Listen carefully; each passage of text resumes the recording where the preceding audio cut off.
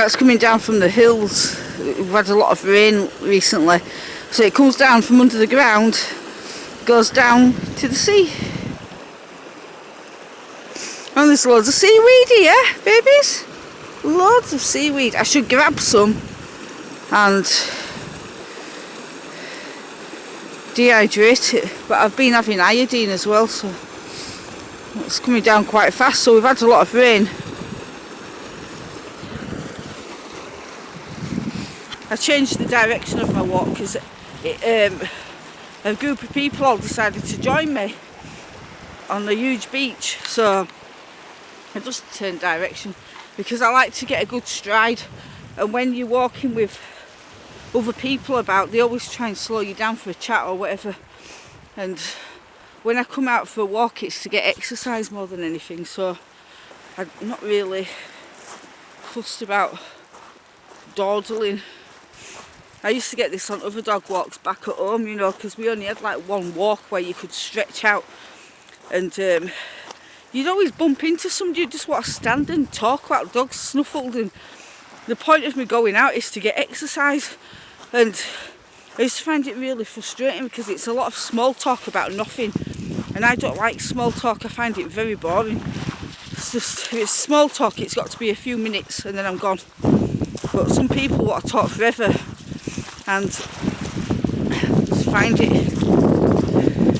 a bit irritating, to be honest. And there's some lovely people about, but I'm a deep person. I like to talk about spiritual things and magical stuff and conspiracies and things like this, and talking about the weather every day when it's clearly obvious.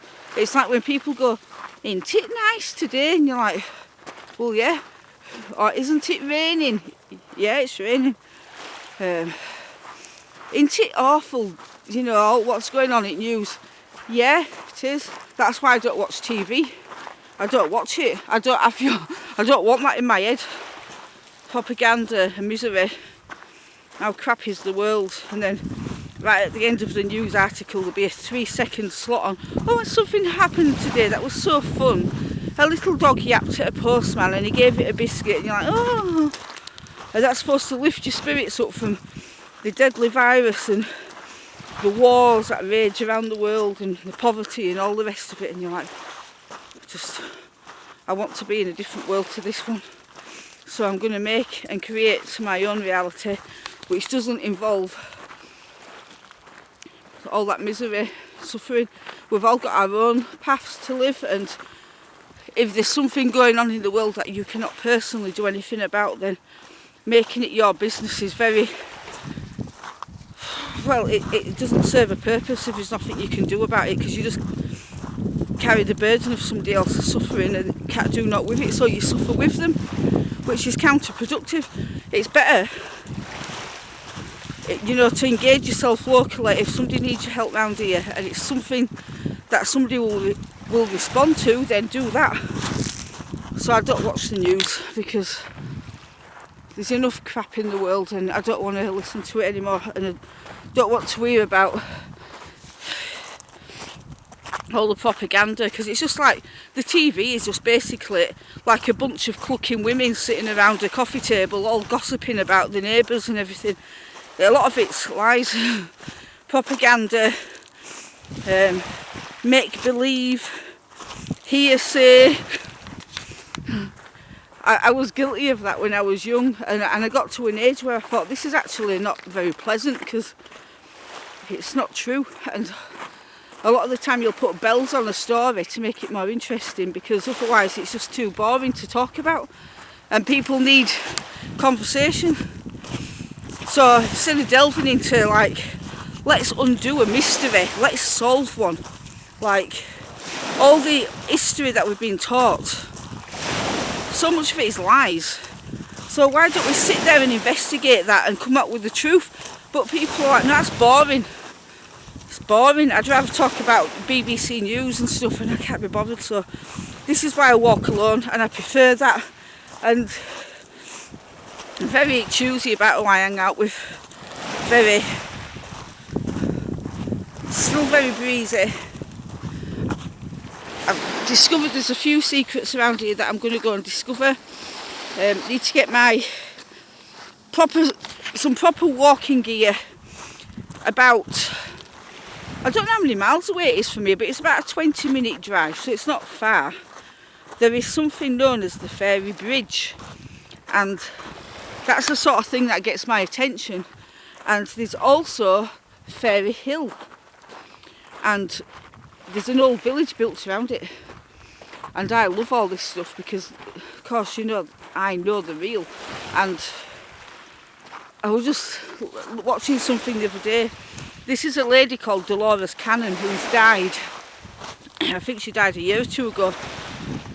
She was elderly when she died, and she wrote books called The Convoluted Universe, and talks about reincarnation and our soul's journey and what happens when you die, and the 3 waves of volunteers that came here, and what Earth actually is, and all this. And I love all that stuff. And oh gosh, yeah. So I'm gonna order some books from that lady to get really deep in things. But I've been having lots of dreams lately, a very lot, every night, and they're very vivid. And what I do is I record them as I wake up, and quite often you forget what the dreams are during the day, but if you record them or write them down, then what happens is you start to have even more deeper dreams as time goes on. And last night I had 5 dreams that all led from one to another, so I kept waking up, going back to sleep, and going straight back into the same dream. So last night I dreamt I ended up talking with this man who had like a blondie, gingery kind of hair, a bit like the type that you consider someone to be an heavy smoker with, you know, when it gets into them, it's like a little bit gingery. And he was slim, quite tall, and I didn't find him that attractive at first, and then we started talking, and I found him to be really gentle and really sweet and kind. And I thought, it's interesting because I had 5 dreams that all led to the meeting of this person. And then at the end of it, the last part of the dream, which was like a minute long, Paul was in my dream, and he said, I've just met him and he's so gentle and lovely, you need to look after him. And I thought, this could be somebody who's coming into my life as a new friend, and or somebody who's coming to work here or something, and they might be alone and they haven't got no one. So, but it was a really nice dream, and it was like a real deep connection with another person, which I haven't felt for a long time, aside from Paul, because as you know, we're just bestest friends in the whole world. I can tell him to pee off and he'll still be there, and we just get each other, but we're just never going to be. But it'd just be nice to meet some new people now, and to have some new friends and new conversations, and like somebody who's quite deep and spiritual. And it's a shame the cafes and everything are shut, because I used to go and socialise a lot around here, and I started to meet a lot of people, and we'd all meet up in the pub and we'd go for a drink together, all the women, you know, like sometimes there'd be 7 of us sat at a table. And now no one's meeting up, because with everything being closed and their fear of what will people do or say if you come to my house and stuff, because snitches galore, that's what the propaganda drives people to do, and that is what the government rely on, the people policing each other, which I talked about before. And when that happens, you stop all communication. And I think it's so sad, because we're living in a generation now, not mine, but the children of today and the teenagers of today in particular are not going to know what it's like to fall in love with someone, because their life is a virtual reality. You're not allowed to play out, there's a deadly virus, there's fear everywhere. Oh, it's a frightening world.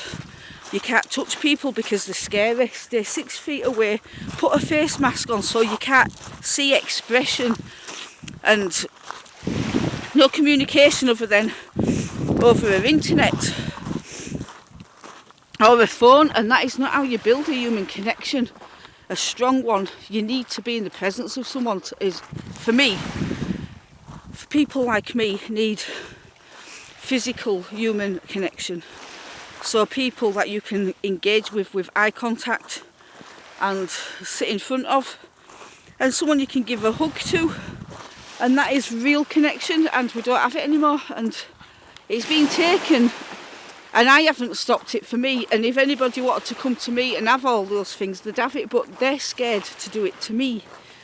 So other people's fear stops the fearless getting their needs met as well. So you don't meet people, so no one's going to be dating and starting new relationships, because everybody's waiting for the dust to settle and the quarantines and everything to lift up so you can all go out again. And if this goes on indefinite, and it can do until their agenda is met, then how much of your life's been wasted sitting on social media waiting to engage with a human being?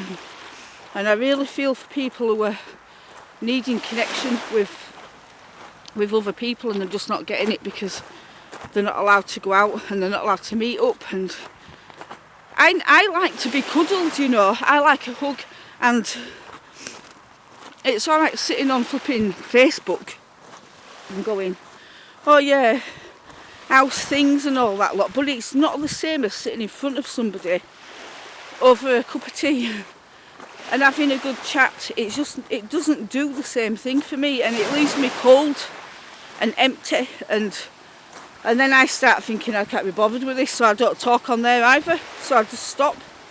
It's crazy. Look at this one. This goes under the road.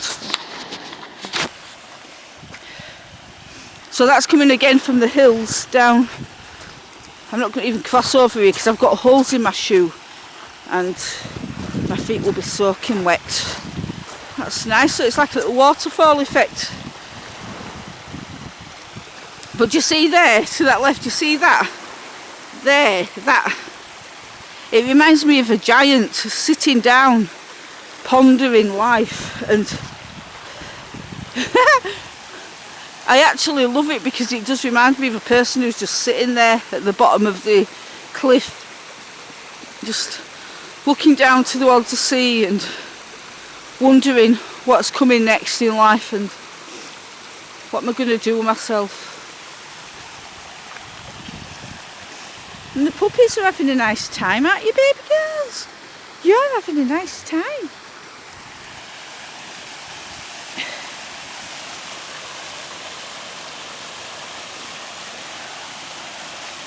I did walk through there once when it was bone dry, and it doesn't really go to anywhere. It just goes into a narrow point at the end and it leads to the other side, but you can't really walk through it. But I like it because your imagination can say that there's something in there, something secret that you shouldn't know about.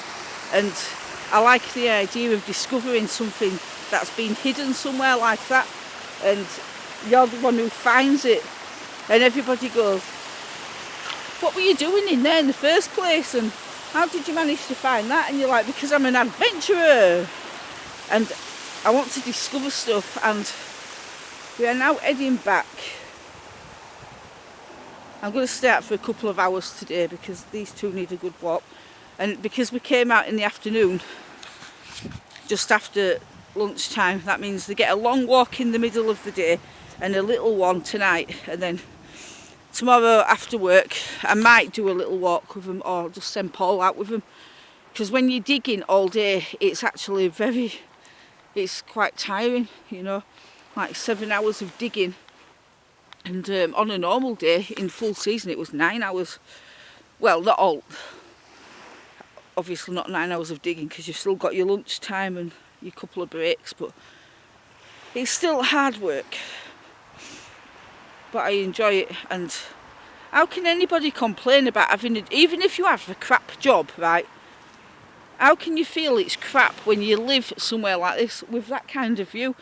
Even if you're outside in the pouring rain or the thunderstorms or anything, and even if you're surrounded by people who are all not happy because it's raining and whatever, you're still looking at that thinking, yeah, but look what we have here. It's just amazing. There's some people would dream of this, and this would be their life's goal, to come and live somewhere like this and have what I have right now in my little caravan with its water ingress and its spongy floor that's probably going to go through any time, with the bathroom floor that my foot went through. And yet I still would choose that over a house in England that I could not afford to live in. So there you go. That is the difference between some people. They want the luxuries and the nice lifestyle, but they'll settle for that in a crappy place, whereas I'll settle for a crappy living conditions in a beautiful place.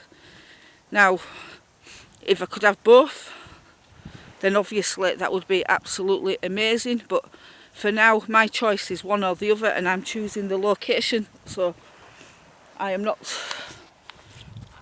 leaving here without a fight, or not leaving here unless I get offered somewhere even nicer, which is hard in Scotland because it's all nice. If you get to the west coast, there isn't a place here that I think is so crap I couldn't cope with it, because it's just beautiful all over.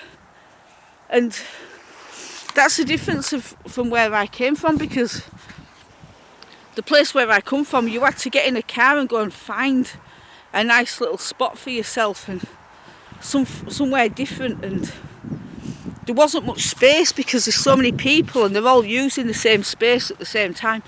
But here there's so much for everybody that you don't need to be in anybody's space, and so you can enjoy so much more, and it is absolutely amazing.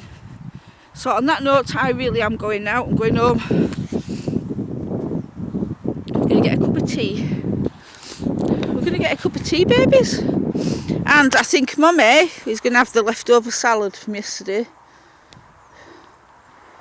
Good girls. Look at these baby girls. Say bye-bye. Say bye-bye, honey girl. Do you want me to sing that song for you? No, I was going to sing one final song, which is the puppy song that I wrote for the babies.